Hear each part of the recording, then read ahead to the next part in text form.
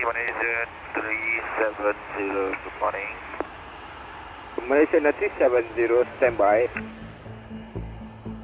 At Kuala Lumpur International Airport, a Boeing 777 is preparing for departure.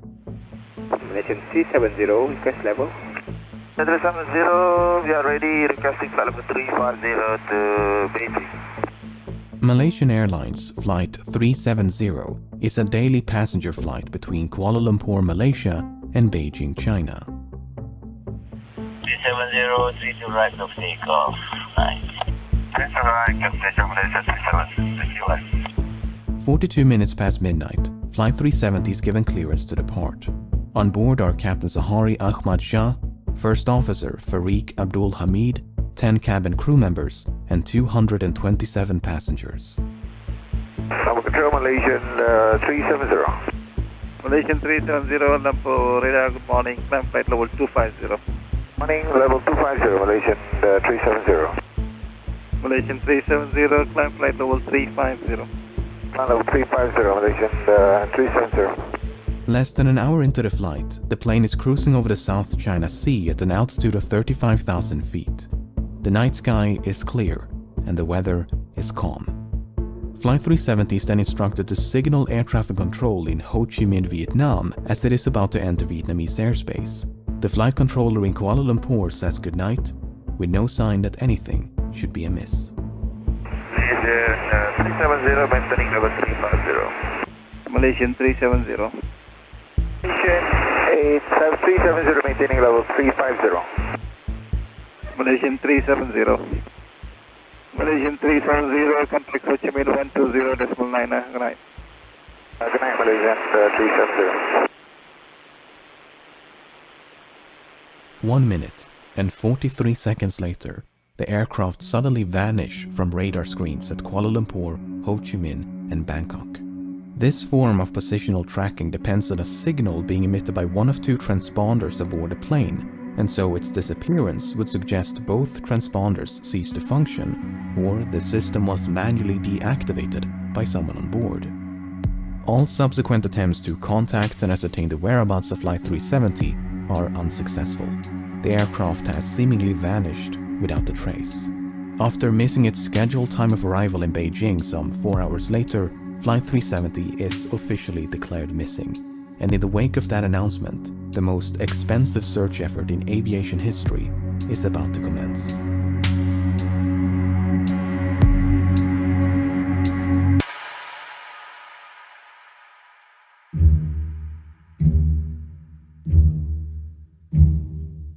The search was initially concentrated around the location of the flight's disappearance between the South China Sea and the Gulf of Thailand. The search area was soon expanded, however, after the Malaysian military disclosed additional information. Unlike the radar system employed by air traffic control, long-range military radar does not rely on transponders but use reflectance to track the position of aerial targets. A review of the data collected by the Malaysian military revealed that moments after contact with Flight 370 was lost, the aircraft had deviated from its scheduled flight path with a subtle turn to the right, followed by a prolonged turn to the left. The aircraft had then flown back towards and across the Malaysian peninsula before turning right near the island of Penang. It maintained this northwesterly heading until it escaped the radar's coverage. Over the next few days, the Strait of Malacca, the Andaman Sea, and the Bay of Bengal was scoured by a multinational fleet of aircraft and vessels, but there was no trace of Flight 370. Meanwhile, investigators began to analyze the aircraft's satellite communication records. Like all modern airliners, Flight 370 was equipped with a satellite communications terminal, or SATCOM, to send and receive transmissions to and from the ground. Prior to departure, the SATCOM terminal had logged onto the satellite network and established a connection with a ground station in Perth, Australia. That station then maintained a detailed record of all the incoming and outgoing traffic between it and Flight 370. This is what it contained. Prior to the flight's disappearance over the South China Sea, everything appeared to be working as intended. Then, at some point during this portion of the flight, the SATCOM link was severed. For whatever reason, the terminal ceased to respond. But 3 minutes after the flight vanished over the Andaman Sea, the terminal requested to log back onto the network. The SATCOM link was successfully re-established and was not disrupted again until nearly 6 hours later, when the flight is presumed to have crashed due to fuel exhaustion. During these final hours, 2 attempts were made to contact the plane via satellite telephone. Both calls were acknowledged by the SATCOM terminal and would have been routed to the cockpit. Yet, they went unanswered. The terminal had also responded to 5 automatic status requests. In short, if the ground station had not heard from the aircraft in over an hour, it would transmit a signal to confirm the terminal was still online. While these transmissions did not contain any information about the flight's position, investigators were able to measure the distance between the satellite and the aircraft at the time of each transmission, based on how long it took those transmissions to be sent and received. This generated 7 rings of possible locations, from which 7 of these transmissions are thought to have originated. By taking fuel consumption, speed, and other factors into account, flight path analysis indicated the most probable origin of the final transmission to be somewhere along this arc in the southern Indian Ocean. The search effort shifted accordingly, and as the region fell within the jurisdiction of Australia, the Australian government took charge of the operation. Over the next few weeks, the search area was progressively refined to account for oceanic drift as well as improved estimations of the flight path. But this part of the southern Indian Ocean is so remote it took 6 days just to get there. A new fleet of aircraft and vessels gradually covered more than 4.5 million square kilometers of ocean, but Flight 370 was nowhere to be found.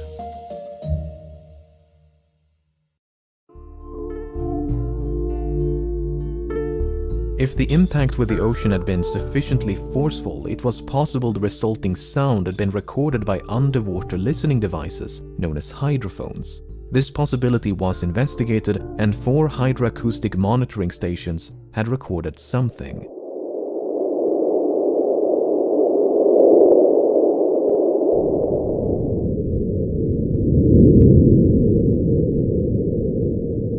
While the timing and direction of the sound were reasonably consistent with the final satellite transmission, the estimated origin was not. The sound was in all likelihood caused by nothing more than geological activity. Flight 370 was also equipped with 2 underwater locator beacons which had a battery life of some 40 days, and as the deadline approached in early April, signals with a pulse and frequency somewhat similar to the signal emitted by the beacons were detected at depths of up to 3,000 meters. An autonomous submersible then spent weeks scanning the seafloor where the signals had been detected, but no wreckage was ever found. And nothing would be found until more than 16 months later, when a discovery was made on the opposite side of the Indian Ocean. On the 29th of July 2015, a group of people were cleaning up a beach in Reunion, a small island to the east of Madagascar, when they stumbled upon this 2-meter-long metallic object covered in barnacles. Aviation experts quickly identified the object as a section of an aircraft wing known as a flaperon. Upon closer inspection, internal markings including dates and serial numbers conclusively ascertained the flaperon belonged to Flight 370. Even though Reunion Island is some 4,000 kilometers west of the search area, and more than a year had gone by since the flight disappeared, the location was consistent with simulations of debris dispersal patterns. There was now tangible evidence that Flight 370 had crashed somewhere in the Indian Ocean. The discovery of the flaperon prompted numerous searches along beaches and shorelines of southeastern Africa, and at least 31 additional items of interest have since been recovered and examined. Some of these items include a section of the outboard flap from the right wing, a piece of cowling from one of the 2 engines, a partial door from the nose landing gear, a section of the vertical stabilizer, and a mangled casing from one of the embedded headrest monitors. 18 of these items were identified as either likely, highly likely, or almost certain to have originated from Flight 370, whereas only 3 could be confirmed. The remaining 11 could not be identified. There were no traces of an explosion found on any of the debris tested, nor was there any evidence of a fire except for 3 small burn marks on one of the unidentifiable items. The search for debris was further aided by Earth observation satellites. Analyses of satellite imagery from March of 2014 uncovered a number of images which appeared to feature man-made objects floating on or just below the surface in the southern Indian Ocean. However, the images were not nearly sharp enough to resolve any identifiable markings, and multiple searches notwithstanding, this debris was never recovered. A satellite image taken mere hours after the final transmission also captured what appeared to be a contrail some distance away from the search area. A later analysis, however, concluded it was most likely a shadow from a somewhat linear cloud formation.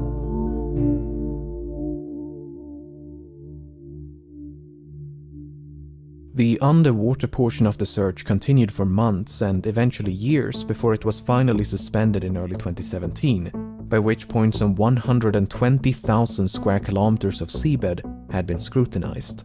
The search effort was then resumed by an American salvage company known as Ocean Infinity, but after more than a year of searching, they too came up empty-handed. Unless the final resting place of Flight 370 can be located, it may be impossible to determine exactly why it crashed. Nevertheless, there have been no shortage of theories.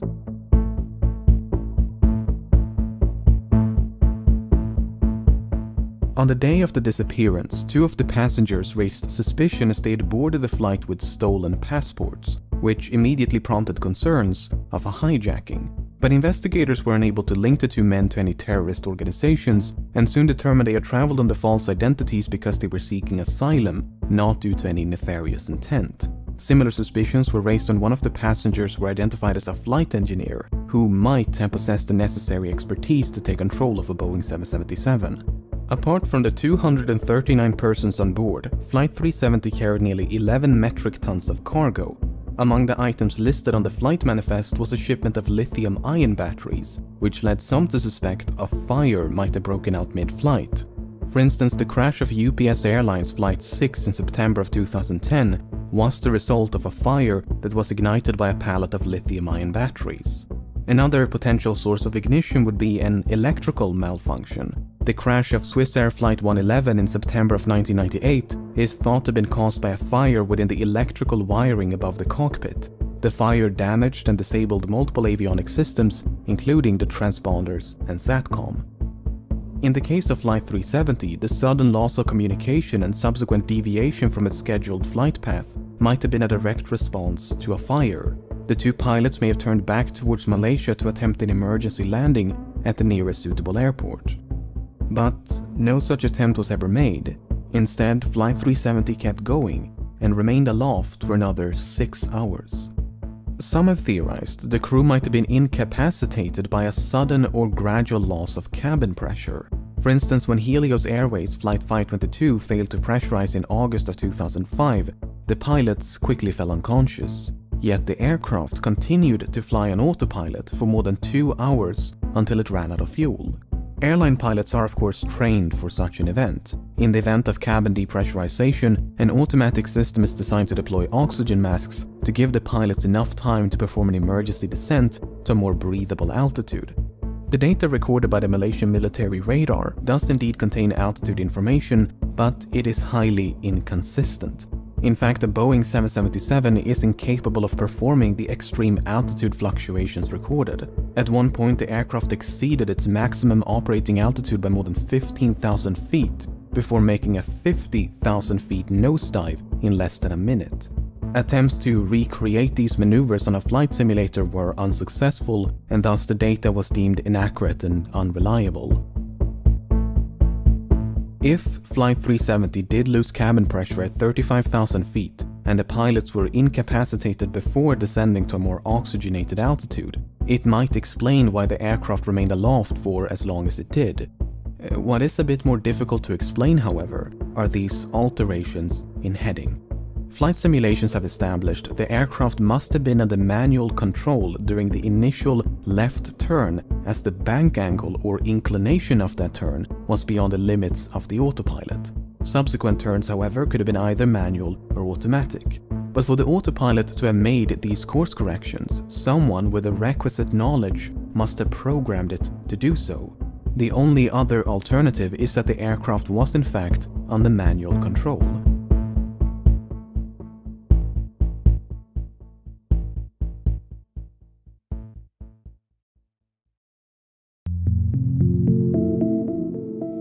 June of 2014, several news outlets reported that a special investigation had identified the captain of Flight 370 as a prime suspect. A search of the captain's home had uncovered a flight simulator which supposedly contained a suspicious route which ended in the southern Indian Ocean.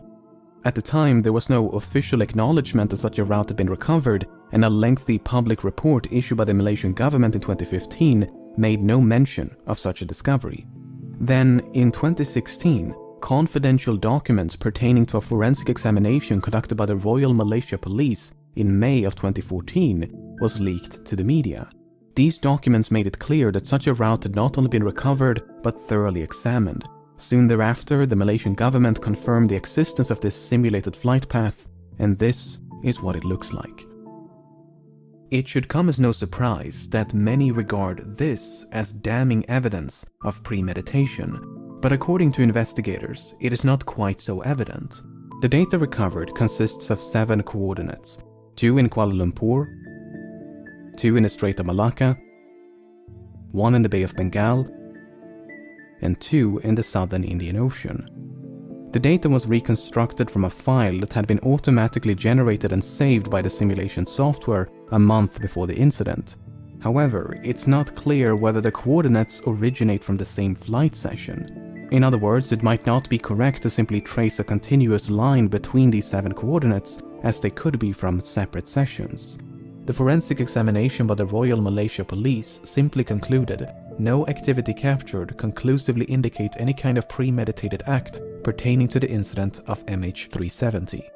Even so, the similarities between the simulated route and the presumed route of Flight 370 directly influenced the search operation. Australian investigators considered the possibility of someone deliberately extending the range of the flight by gliding the aircraft after fuel exhaustion. If so, the plane could have traveled an additional 200 kilometers. Alternatively, the range could have been reduced by a controlled ditching prior to fuel exhaustion. While ultimately deemed unlikely, these 2 scenarios did affect the search effort. If the captain steered Flight 370 off course with the intention of crashing in a remote part of the southern Indian Ocean, his motive is an even greater mystery. Zahari Ahmad Shah was 53 and married with 3 children. He had more than 18,000 hours of flight experience and a spotless track record. Investigators found no evidence of financial issues, and his monthly expenses before the disappearance indicated nothing unusual. He had no history of mental illness, nor had he displayed any recent changes in lifestyle or behavior. He was raised on the island of Penang, which has led some to speculate the flight's second turn to the southwest of Penang was the captain getting a final view of his hometown. Some believe a hijacking could have been politically motivated, as Zahari was an avid supporter of a democratic opposition leader who was sentenced to 5 years in prison mere hours before Flight 370 took off. Others point to unconfirmed reports of marital issues, but this is contradicted by the official investigation and disputed by family members. The only real inconsistency noted by the final report is that the captain failed to repeat the assigned radio frequency during the last verbal communication. Malaysian 370, contact Ho Chi Minh 120.9. Good night. Good night, Malaysian 370. It would have been standard procedure to repeat the assigned frequency, as the captain had correctly done a few minutes prior. 370, contact Lampur radar 1326, good night. Alright, 1326 Malaysian 370.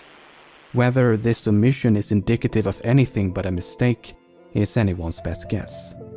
By all accounts, Captain Zahari was an affable and well-respected pilot who was passionate about aviation, as evident by the photos and videos he shared on social media. Hi everyone, this is a YouTube video that I made as a community service after learning. The co-pilot was found to be even less conspicuous. Farik Abdul Hamid was only 27 and due to marry a fellow pilot. He had nearly 3,000 hours of flight experience, although only 39 hours in this type of aircraft. Much like Zahari, Farik had no financial, mental or interpersonal issues of note, nor was there any evidence of conflict between the two of them. Some questioned the plausibility of a pilot-instigated hijacking due to the apparent lack of interference by the other pilot. Well, when Ethiopian Airlines Flight 702 was hijacked by the co-pilot in February of 2014, He did so by merely waiting for the captain to take a bathroom break before locking the cockpit door behind him. The co-pilot was then free to divert the Italy-bound flight to Switzerland to seek asylum. The only noteworthy piece of evidence in regards to the co-pilot of Flight 370 is his phone. You see, when the confidential documents were leaked, they also confirmed another long-circulated rumor, namely that a cell phone tower had briefly established a connection with an iPhone 5S belonging to the co-pilot as Flight 370 approached the island of Penang. According to investigators, it was not a phone call as has been widely reported by the media, but merely an automatic location signal. Why this information was omitted from public reports, we may never know. So what is one to make of all of this? On the one hand, the simulated flight path seems suspicious. On the other, it is difficult to cast any substantial doubt on either of the two pilots' character. It is equally difficult to deny a hijacking is consistent with the available evidence. Then again, we're missing some quite major and literal pieces of evidence. The final report issued by the Malaysian government in 2018 could not attribute the loss of communication nor diversion of Flight 370 to a malfunction. Instead, it is believed that someone manually manipulated the aircraft and its systems. For instance, investigators believe SATCOM was manually disabled by a sudden and prolonged interruption of power. Then, once power was restored, the terminal simply rebooted. Likewise, the alterations in heading are believed to be the result of manual inputs. With that being said, the uncertainty of these findings are repeatedly emphasized due to the limited evidence available, and the report does never explicitly state the flight was hijacked. In fact, no real conclusion is reached. Both the Malaysian and Australian government agree that Flight 370 crashed in the southern Indian Ocean, but that the cause is indeterminable without the wreckage, the location of which has managed to elude some of the foremost aviation experts in the world, as well as an impressive arsenal of cutting-edge technology for more than half a decade. Authors, aviation experts, and independent investigators have all chimed in to offer their own thoughts and theories as to the nature of the crash and the location of the wreckage. Some believe there was no crash, but that the aircraft was shot down by an American naval base in the middle of the Indian Ocean. The satellite transmissions were then supposedly forged as part of a massive cover-up. Others believe the aircraft turned right towards India and traveled as far north as Kazakhstan, completely undetected. Debris was then supposedly planted along shorelines of southeastern Africa as part of a massive cover-up. Another theory suggests the aircraft was remotely hijacked and controlled by someone on the ground. While Boeing and other companies have experimented with technology that would allow for an aircraft to be remotely controlled, no commercial airliner is known to be outfitted with such a system. On the less conspiratorial side, the assumption that Flight 370 flew in a straight line and at a constant speed after turning left towards the southern Indian Ocean might simply be incorrect. In early 2018, a French team of independent investigators proposed an alternate flight path, whereby an attempted landing on Christmas Island led to a crash site much further north than the region identified by the official investigation. While a surface search of this area was conducted about a week after the disappearance, the underwater phase never reached this far north.